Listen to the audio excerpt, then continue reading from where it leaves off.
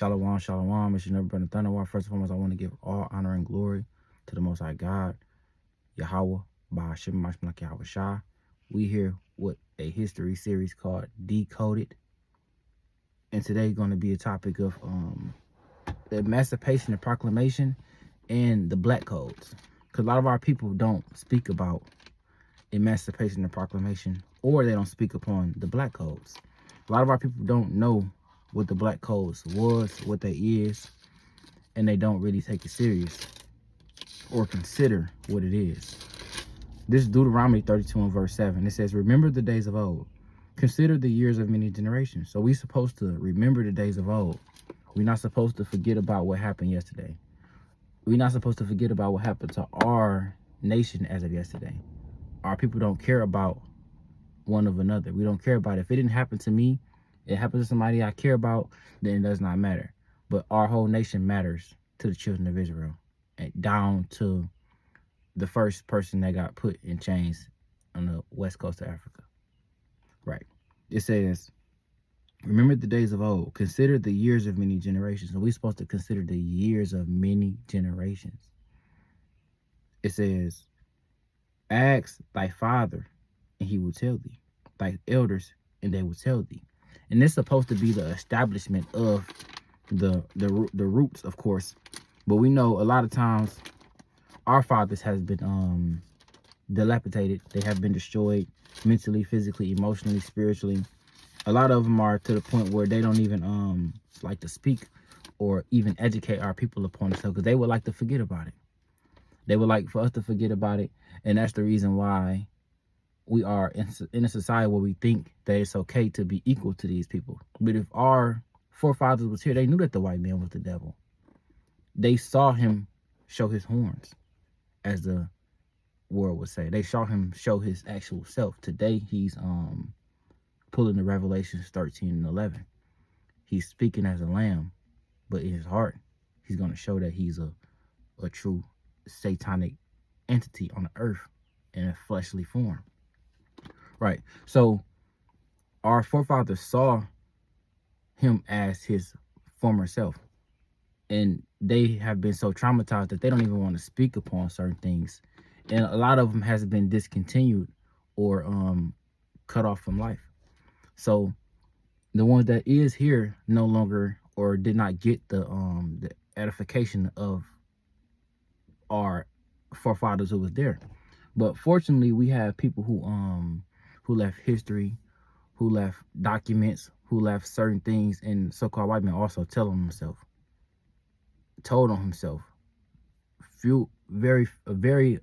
a whole bunch of times. I won't even say few, a whole bunch of times. So we can go back and we can read into it and spit out, and chew the meat and spit out the bones, and learn what happened through the spirit, and also the few documents that we do have from our people who actually speak the truth. Speaking of Malcolm X, even though he was, Muslim and things of that sort, they did go into the vicious breeding plantations, the cotton field, the sugarcane fields, and things of that sort. History that we should know about our nation, to consider people that we want to befriend, even though they wasn't the ones to do it. People that we want to befriend who don't want to give up the benefits of what they reap from their forefathers. This Job 8 and verse 8. It says, oh, I'm in Esther, Salakia. Bear with me real quick.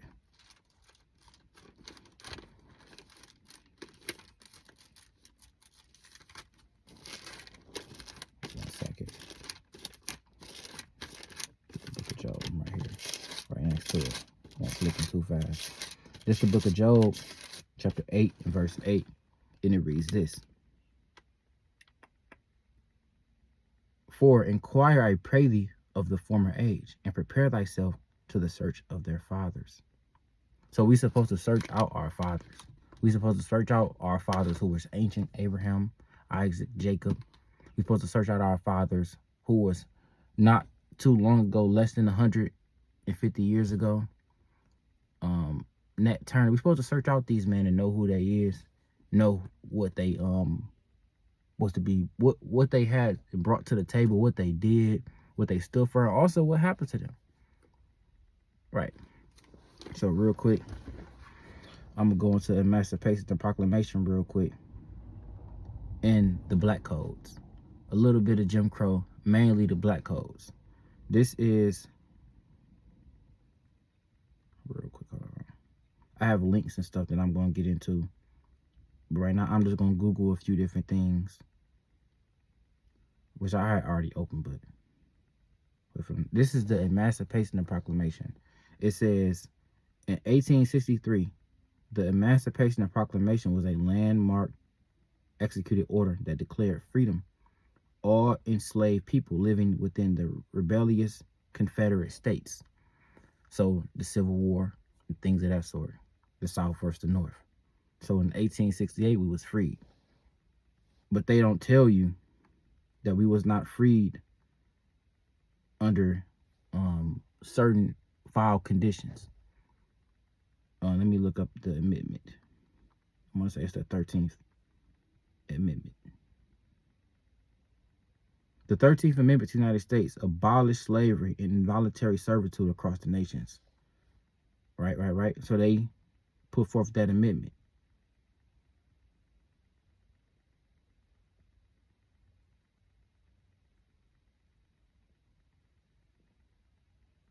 Right. I want to say, what was that, the amendment? Was that the 12th Amendment? Shalakia.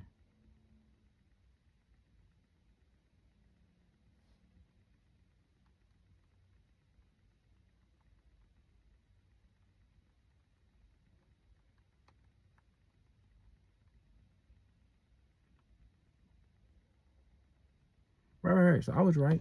It's the 13th Amendment. I was correct. The 13th Amendment, it says you are almost certainly thinking of the 13th Amendment. It abolished slavery and involuntary servitude entirely, unless it is used as a punishment for a crime for which a person has been duly convicted. And that's the cunningness of Esau. He's a cunning deceiver. You understand? He'll put it in front of your face. It's a 13th Amendment. This is the law that abolished slavery. So you look it up and you think that's what that's saying. But if you look a little bit more into it and put the words in there, it states that, yes, they abolished slavery unless you commit a crime and you're convicted of it. So what's a white man loophole? We're going to create the Black Codes. The Black Codes is a systematic way to hold down the black man. Now, make this statement for purposes only. This is not a reason to say, oh, our people are still getting locked up. No, I'm not saying that. I'm just saying for the fact that this is a systematic way that was used to pull down the black man, and it works so well that it still has a hold on a lot of black men via Isaiah 42 and 22. And over 50% of the so-called black man population being locked up, incarcerated on papers, or have felonies where he cannot provide for his family the best way due to that felony holding him down. More than 50%. That's just me being generous with the number. Right. So we're going to get into the Black Codes. I have a few things set waiting in my notes for the Black Codes. This is history.com, by the way. This is not going to be a super deep in-depth breakdown. It's just going to be some history for our people, to spark the brains of our people, to show them to look into the 13th Amendment. And don't just say it abolished slavery. Don't just say it abolished slavery, or they abolished slavery, when they just came up with a different cunning way to make you a slave. And then they put you in predicaments to make sure that you become that. And you have no other way around it. Right. This is the Black Code. This is history.com. It says the Black Codes were resivative laws, Salaki for my pronunciation, designed to limit the freedom of black African Americans, to ensure their ability as a cheap labor force after slavery was abolished during the Civil War. Through the Union, their freedom, the questions of free black people's status in the post-power South was still very much unresolved. under black codes. Many states require black people to sign yearly labor contracts. If they refuse, they risk being arrested, fined, or forced into unpaid labor. So basically, they risk not signing those contracts to be freed. And if they didn't sign those contracts to work for a little bit of wages and things of that sort, then they will be somewhat forced to be committing a crime or accused of committing a crime or making anything that they do outside of that a crime. So they will be pushed into prison. Right. So I'm gonna get some black codes, the laws that they actually had pushed. But I'm gonna read this. This is encyclopedia entry, I want to say. It says the black codes and Jim Crow laws. After the United States Civil War, state governments that had been part of the Confederates tried to limit the voting right of black civilians and prevent contracts between black and white civilized citizens and public. It says black codes and Jim Crow laws were passed at different periods in the southern United States to enforce racial segregation and the power and to the vote and to destroy the power of black voters. After the Civil War ended in 1865, some states passed black codes that severely limits the rights of black people, many of whom had been enslaved. These codes limited what jobs African Americans could hold and their abilities to leave a job once hired. Some states also restricted the kind of property black people could own, which is called redlining, where they would not give you loans, they would put you outside of city limits, and they also would not let you go to school with them, but they claimed that you were free. It says, some states also restricted the kind of property black people could own. The Reconstruction Act in 1867 weakened the effect of black codes by requiring all states to uphold an equal protection under the 14th Amendment, particularly by enabling black men to vote. U.S. laws prevented many races for voting in federal election, which is an illusion, because it don't matter if you can vote or you cannot vote. If they have laws passed against you that limits you to work in certain areas, no matter what, I have to hire you for you to get the job.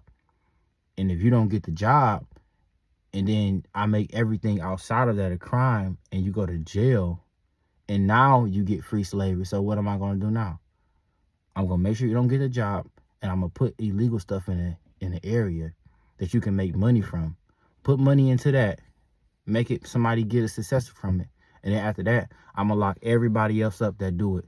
And then what I'm going to get then? Free labor, the 13th Amendment, if you actually look into the 13th Amendment. Right.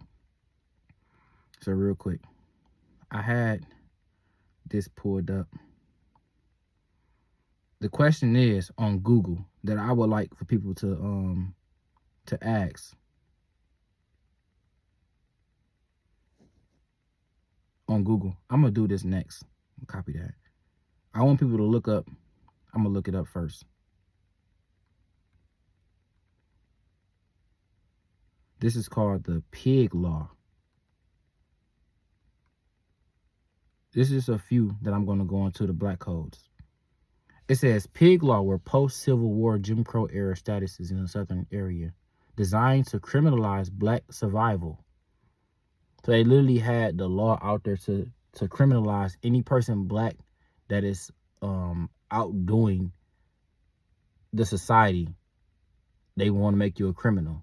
They're going to find something or put something on you to make you a criminal or to make you illegal, so they can lock you up and take what you got and put you in prison and get free labor out of you, which they did this to millions of so-called black men, even to today. It says, enacted in the 1800s, these laws unfairly penalized minor offenses such as stealing or farm animal value at just $1, with extreme felony sentences up to 5 years in prison. Now, for the sake of the video and for the sake of today, because this is my next question, these laws are still prevalent today. You go to court, you caught a domestic violence charge, which is the highest charge that you can get right now, because it result in murder, it's resulting in cop killing, it's resulting in a lot of stuff right now. And they turned it to a felony. You beat your woman, you get multiple, or the woman put her hands on you, and things of that sort escalate, things of that goes on. That law in itself right now get a black man 3-4 times more time and a higher penalty or probation with higher fees than it would get a white man, statistically speaking. Even within the bail, the bonds, the prison time, all of those things play a huge role in today. And this is a figure of the pig law that was passed through the black codes. Now I'm gonna do one more. It's, you know what I'm saying, it's on our people to do more research on the codes that was actually passed, for you to actually know why certain men and certain people have that spirit on us to say that we are still oppressed, because they didn't do away with these laws or fix these laws. They enabled these laws and hid them in plain sight, right in front of your face. This is the vacancy black code. It says black codes were restricted laws passed by southern states immediately after the Civil War, limit the freedom of black African Americans, Salakia, and force them back into cheap, exploitive labor force. Centrally to those codes were vagrancy laws, which criminalized unemployed and homeless to trap freed people into involuntary servitude. It speaks within itself when you read these laws. So they made everything, if you didn't have a job, you were criminalized. If you were homeless, imagine that. Imagine that. 400 years since what was it, the 1600s, when we got off the boats. 1619. Thank you for the thought process, Lord. 1619 we got off the boats. 1865, 1863, almost 300 years. Y'all let us free, so-called free, and then tell us we cannot be homeless, and we have to have a job, and we have to get it through you guys, and we have to work for less.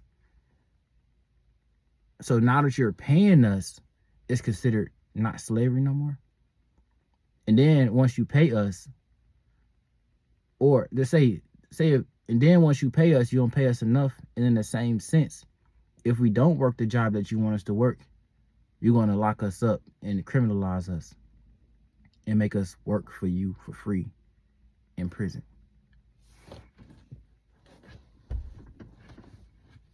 These are laws that our people must know, and not just to know about the past, but to see how they're using this stuff in the future. They're using it against you. They're making sure that we don't have the knowledge to know this type of stuff. But you have a computer in your hand every single day. And the earth fought for us. And it hid certain stuff for us to learn, for us to know from, to know to, and to have compassion upon our people. And to know this is not just us. And it's the same laws today, like I said. It's not just you just making mistakes, you don't know what's going on. No, you're targeted. You're targeted 24/7. It's a reason why it's white police in black people neighborhoods. It's a reason why they want to lock you up more faster than anybody else, because they don't want you to become a police officer. And if you do become a police officer, you become a coon to the system. You can't fix anything, or you lose your job. You don't become a detective. You don't become a high value investigator. You don't get those jobs. You don't become a high value in the government. You get fired, like DEI. And Trump just fired everybody that was black in a high position. But even in that sense, you don't get to use that power like that. So today was some quick edification, decoded history series for my people to know and to learn from the past to better themselves in the future. You understand? Let me get this closing precept real quick. The book of Psalms, chapter 108, 102, and 18.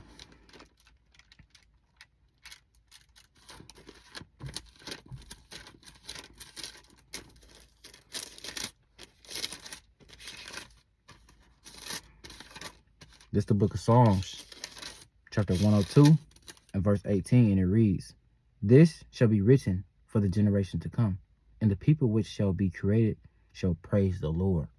So this book was written for the generations to come, to unlock your mind and for you to see things the way that the Lord asks you to see it. And it will better you as a people if you do that. And with this, I want to give all honor and glory to the Most High God, Yahweh, Ba'ashem, Yahweh, Shabbat, Kwam Yashal, Shalom.